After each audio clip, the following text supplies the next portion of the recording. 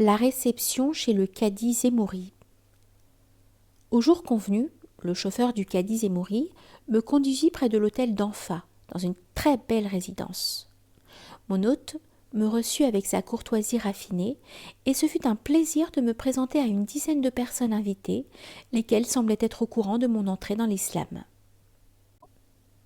Parmi ces personnes, il se trouvait des notabilités de la jurisprudence et des sciences traditionnelles. Au moment de nous mettre à table, le cadi fit une brève allocution en arabe classique, signifiant que cette réception était faite en mon honneur.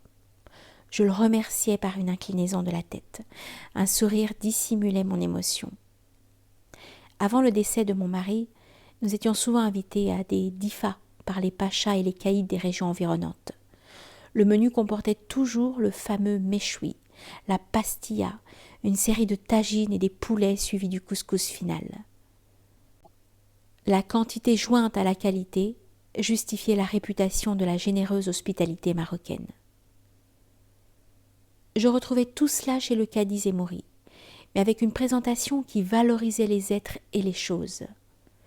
La bonhomie, le bon sens naturel et la spontanéité instinctive des gens de la campagne devenaient ici une amabilité délicate, une lucidité pleine de sagesse et une modération judicieuse.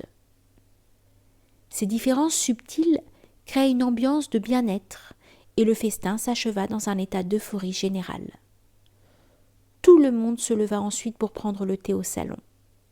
La pièce, d'une dizaine de mètres de long sur 7 de large environ, s'ouvrait d'un côté sur le jardin par une grande baie vitrée, tandis que de l'autre, des divans confortables étaient adossés au mur.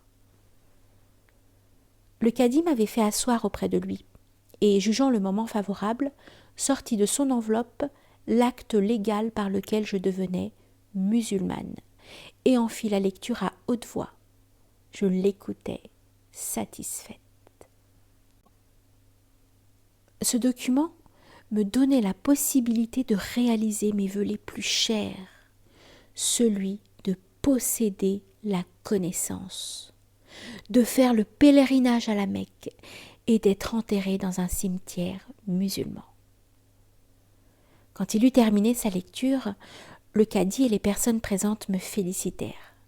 Le cadi me fit alors remarquer qu'il avait cherché et choisi pour moi, ainsi que je l'en avais prié, un nom. Il avait choisi celui de la guidance divine. Hidayat Allah. Ce nom était rare chez une femme, car il comportait la mention du nom divin, habituellement réservé au nom masculin. Je pensais qu'il était plus qualifié que nul autre pour donner à ses actes les meilleures références.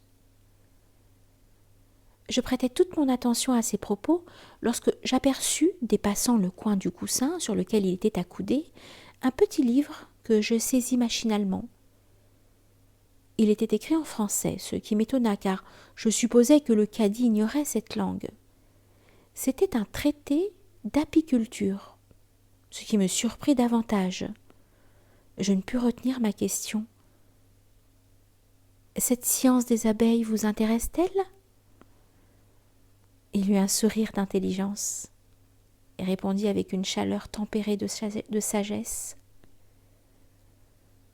Comment ne pas s'intéresser aux abeilles quand on aime le miel ?